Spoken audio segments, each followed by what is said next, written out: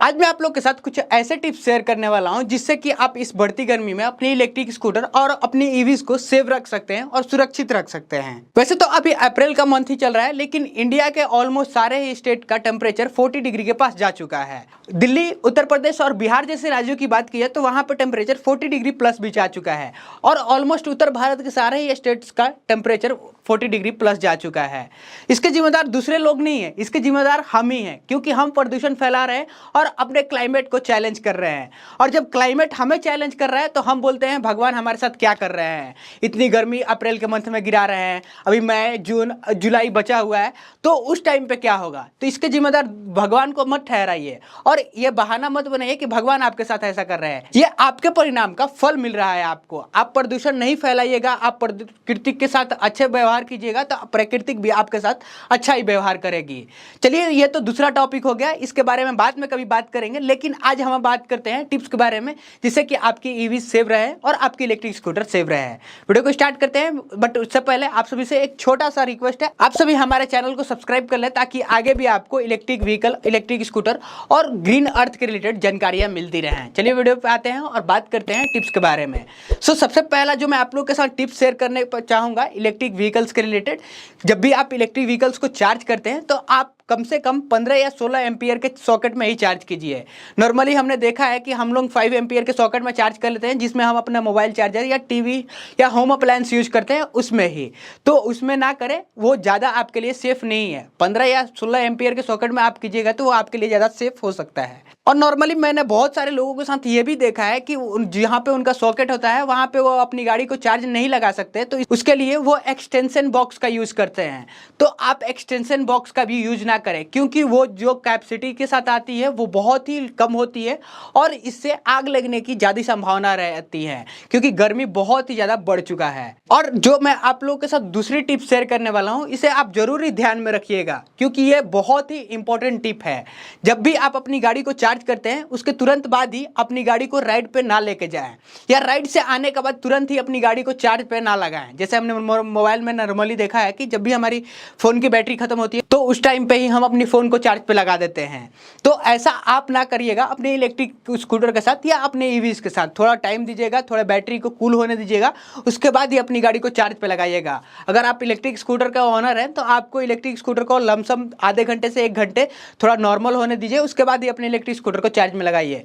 और electric car के हैं तो ऑलमोस्ट 1 घंटा तो जरूर ही आपको देना चाहिए। और बहुत सारे ऐसे इलेक्ट्रिक स्कूटर होती हैं जिनमें पोर्टेबल बैटरी दी जाती है, और मैंने एक बार एक कस्टमर का देखा था कि वो जब भी पोर्टेबल बैटरी को चार्ज कर रहे थे तो उनका जो अडेप्टर है उसको चार्जर के ऊपर ही रख देते थे चार्जिंग में लगा के।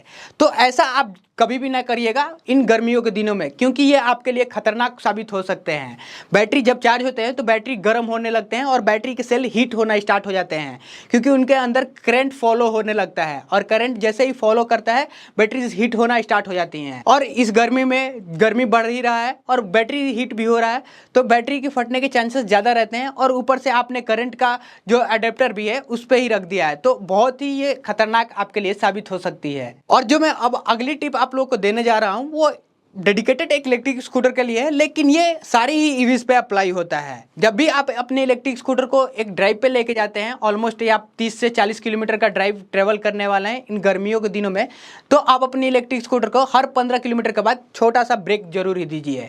और ब्रेक के दौरान अपनी इलेक्ट्रिक स्कूटर को छाया में रखिए ताकि थोड़ा बैटरी नॉर्मल हो जाए, उसके बाद आप अपनी इलेक्ट्रिक स्कूटर को लेके जा सकते हैं। नॉर्मली 5 से 10 मिनट का ब्रेक आपको देना चाहिए। और इलेक्ट्रिक कार्स की बात की है तो इलेक्ट्रिक कार ऑलमोस्ट 100 किलोमीटर के बाद आपको रेस्ट दे देनी चाहिए, अगर गर्मी या धूप में, कड़कती धूप में आप अपनी गाड़ी को चला रहे हो तो। वैसे रात को गाड़ी को चला रहे हो तो कोई प्रॉब्लम नहीं होने वाला, आप नॉर्मली चला सकते हैं। लेकिन अगर धूप में या दोपहर में गाड़ी को चला रहे हैं तो थोड़ा जरूरी ब्रेक दीजिएगा और छाया में अपनी गाड़ी को जरूरी लगाइएगा। और जो मैं अगली अब टिप्स आप लोगों के साथ शेयर करने जा रहा हूँ वो आपको चार्जिंग करते टाइम ध्यान में रखने वाली है। कभी भी आप अपनी इलेक्ट्रिक स्कूटर को चार्ज एक रूम में ना करिएगा जिसमें आप रहते हो। वैसे रूम में आप कर सकते हैं जिसमें कोई लोग ना रहते हो। और साथ ही मैं आप लोगों को बता दूं कि ये भी आप जरूर ध्यान में रखिएगा कि आपके उस रूम में एसी ना हो। एसी वाले रूम में अपने ईवीज को, इलेक्ट्रिक स्कूटर को, ईवी बैटरीज को चार्ज नहीं करिएगा। और जो अगला टिप्स आप लोग के साथ शेयर करने जा रहा हूँ ये भी आपको चलाते समय काफ़ी ध्यान में रखने वाली बात है। अभी जितनी भी हमें इलेक्ट्रिक स्कूटर देखने को मिलती है उसमें बैटरी के लिए कूलिंग टेक्नोलॉजी नहीं दी गई है। ये एक ड्रॉबैक है इंडियन ईवीज के लिए, इंडियन ईवी स्कूटर के लिए बेसिकली बात की जाए तो। लेकिन रिसेंटली देखा गया कि एक दो कंपनियां ऐसी आ रही है जो कि कूलिंग टेक्नोलॉजी के साथ आ रही हैं। सो वो अभी डिलीवर होना नहीं स्टार्ट हुई है, लेकिन जितनी भी अभी डिलीवर हो चुकी है इंडियन मार्केट में इलेक्ट्रिक स्कूटर उनमें हमें ये टेक्नोलॉजी देखने को नहीं मिलता। तो नॉर्मली जब हम अपनी इलेक्ट्रिक स्कूटर को चलाते हैं तो हम अपनी इलेक्ट्रिक स्कूटर को एक्सेलरेट तुरंत ही कर देते हैं और बहुत ही फास्ट में रहते हैं। तो ऐसा आप इस तड़कती भड़कती गर्मी और धूप में नहीं करिएगा, क्योंकि ये आपके लिए फायदेमंद नहीं है और ये आपकी गाड़ी को असुरक्षित कर सकता है। क्योंकि बैटरीज के अंदर सेल्स होते हैं और सेल्स में जैसे ही आप थ्रोटल जल्दी से दीजिएगा, एक्सेलरेट कीजिएगा, उसके बाद आपके बैटरी से बहुत ज़्यादा करंट निकल के आएगा और जैसे ही बहुत ज़्यादा करंट निकल के आएगा बहुत ज़्यादा ही बैटरी हीट भी हो जाएगा, जो कि आपके लिए फ़ायदेमंद साबित नहीं होगा। यह आपके लिए असुरक्षित है। जब भी आप अपने इलेक्ट्रिक स्कूटर को चलाएं गर्मियों के दिनों में तो थोड़ा सुरक्षित और थोड़ा कंफर्टेबल तरीके से आराम से एक्सेलरेट कीजिए और आराम से थ्रोटल दीजिए, ताकि आपके इलेक्ट्रिक व्हीकल पे ज़्यादा इफेक्ट ना पड़े और आपके इलेक्ट्रिक व्हीकल के बैटरी पे ज़्यादा इफेक्ट ना पड़े। और ये सिर्फ इलेक्ट्रिक स्कूटर्स के लिए ही नहीं है, जितने भी पेट्रोल की गाड़ियाँ होती है उन लोगों के साथ भी ये प्रॉब्लम हो सकता है। तो वो लोग भी अपने बाइक्स और स्कूटर को थोड़ा आराम से ही थ्रोटल दें और थोड़ा आराम से ही एक्सेलरेट करें। सो अब मैं आप लोग को एक बहुत ही बड़ा रीजन और बहुत ही बड़ा टिप्स बता देता हूँ ईवीज में आग क्यों लगते हैं और इसका सोल्यूशन भी दे देता हूँ। ईवीज के जो अंदर बैटरीज यूज किया जाता है वो लिथियम आयन का बैटरी रहता है, ये बहुत सारे लोगों को पता होगा। लेकिन ईवीज के बैटरी के अंदर बहुत सारे छोटे छोटे सेल्स होते हैं जो कि एक के ऊपर एक रखे जाते हैं। अगर उनमें से एक भी सेल खराब हो जाता है तो पूरे ही जितने भी सेल्स उसमें डाले गए हैं सारे ही सेल्स पे वो इफेक्ट डाल सकता है और सारे ही सेल्स को खराब कर सकता है, जिसके बाद उसके बैटरीज में आग लग सकती है या धुएं निकल सकते हैं, जिसके बाद पूरा बैटरी फटने का चांस बढ़ जाता है। अब आप लोग के दिमाग में क्वेश्चन आ रहा होगा कि ये सेल्स खराब कैसे होते हैं। सो मैंने देखा है कि बहुत सारे लोग रात को चार्जिंग में बैटरीज को लगा के छोड़ देते हैं, ये ओवर चार्ज हो जाते हैं या डिस्चार्ज हो जाते हैं, बिल्कुल ही डिस्चार्ज हो जाते हैं, 0% हो जाते हैं। उसके बाद वो अपनी गाड़ी उसको चार्ज में लगाते हैं, जैसे कि हम अपने फ़ोन के साथ करते हैं। तो फ़ोन में तो बहुत बड़ा बैटरी यूज़ नहीं किया गया है जिसका ड्रॉबैक हमें देखने को नहीं मिलता, लेकिन ईवीज़ के साथ जो बड़ा बैटरी यूज़ किया जाता है उसके अंदर हमें ड्रॉबैक देखने को मिल जाएगा। तो मैं आप लोगों को एक ही सजेशन देना चाहूँगा कि जब भी आप अपने इलेक्ट्रिक व्हीकल को चार्ज में लगाएं तो कम से कम ये ध्यान में जरूर रखें कि 15 से 20% चार्ज हो। या ये मत सोचिए कि 15 से 20% हम एक ही बार 0 हो जाएगा तब चार्ज में लगाएंगे, या हम एक ही बार 100% तक चार्ज करेंगे।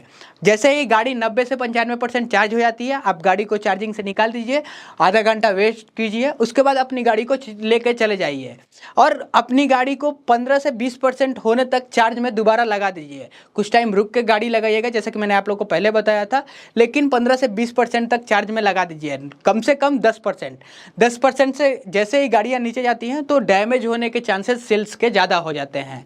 ये सारी टिप्स थी जिसे आपको इस गर्मी में ध्यान में जरूरी रखनी चाहिए। सिर्फ इस गर्मी में नहीं, किसी भी गर्मी में आप जरूरी ध्यान में रखना चाहिए, ताकि आपके ईवी सुरक्षित रह सके, आप भी सुरक्षित रह सके और आपसे कभी ऐसा कंप्लेन ना आए कि ईवी जल्दी ही आग पकड़ लेती हैं। वीडियो अच्छा लगा तो वीडियो को लाइक कर दीजिएगा और ऐसे ईवीज के कंटेंट के लिए, इलेक्ट्रिक व्हीकल्स के कंटेंट के लिए हमारे चैनल को सब्सक्राइब जरूरी कर लीजिएगा। और अभी भी आपके मन में किसी प्रकार का क्वेश्चन बना हुआ है कमेंट सेक्शन में कमेंट कर सकते हैं। तब तक के लिए गो ग्रीन गो इलेक्ट्रिक।